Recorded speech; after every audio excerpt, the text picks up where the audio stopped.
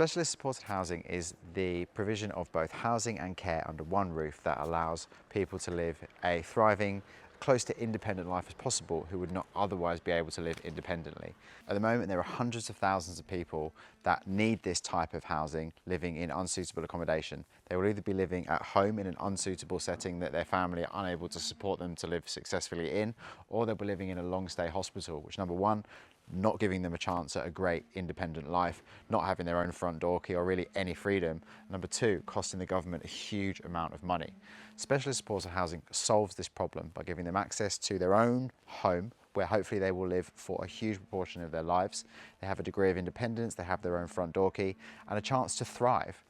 At the same time, investing into supported housing, for every £1 we invest, it saves the government between £3 and £9. So it solves both of those problems very nicely. So, what's the difference between supported housing, which you will have seen us do lots of, and specialist supported housing? It comes down to three things: client group, funding, and structure. So, client group. In specialist supported housing, you're going to have people who have either a physical or a learning difficulty, or they're neurodivergent and they are otherwise unable to live independently without this type of setting. Whereas in supported housing, there'll be people who are generally homeless or at risk of homelessness and require a very small amount of support. So in specialist supported housing, the residents that live here will typically have 24-hour on-site staff, either just supervising them, being here to help, or offering them the required level of care and support that they need on a personalised basis. Second point, funding. Supported housing, the typical way that we do, is funded entirely via housing benefit, and there tends to not be a separately funded care package. In this particular setup, there are two streams of funding. The housing itself is managed by a housing association, and that funding is still provided by housing benefit in the form of exempt housing benefit. Then other than that, the care package is funded separately. Subject to the type of care that these residents will need, it will either come from adult social care or from the health department, or in some instances it will be privately funded. The third key point of difference is in structure. In normal supported housing, what happens is we lease the property to a housing provider that looks after the residents. They then in turn work with the housing association, registered provider, to collect the rent from the local authority and then also regulate the services that they offer to their residents. In specialist supported housing, it's slightly different. We lease the property directly to a housing association or registered provider who collect the rent from the local authority to pay to us as the landlord, and they look after the property as well. The care is managed completely separately. We do not come into contact with that. That's managed between an agreement between the local authority, the care provider, and the housing association.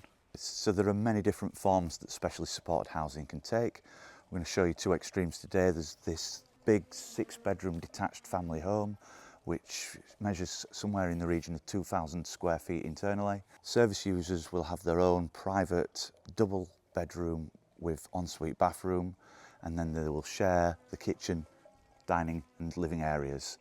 These have to be extensive in order that the tenants can have plenty of space, and also the staff who are working there 24/7 aren't tripping over each other and the people who live in the house. So the reason that we chose this property is, again, because of the space that it affords us. We had to make quite a bit of adaptation upstairs, but it already had 6 bedrooms. By taking this wall out, we've made a really nice big space, plenty of room for us to put the ensuite bathroom for this bedroom. We have to adhere to strict local authority guidance as to the minimum room size requirements, both for bed spaces, en-suites, and for communal areas. So that is basically what feeds into the acquisition process and when we're going out looking for the appropriate type. So we're now going to take you on to another development whereby we can demonstrate the different types of property we're looking for specialist supported housing. So the building behind me is our latest acquisition. We've just completed the purchase of that this week. This is a vacant former social club. The doors closed on this for the last time during the pandemic, and it's been sat rotting away ever since. So let's go in and take a look. So the gross internal area of this building is around about 600 metres, so 6,500 square feet of internal space.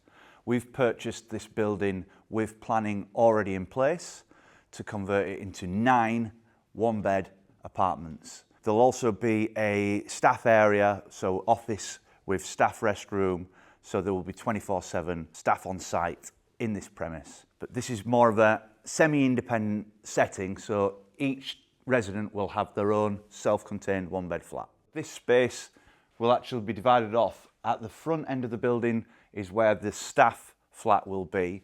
Moving into the bar area is a second flat.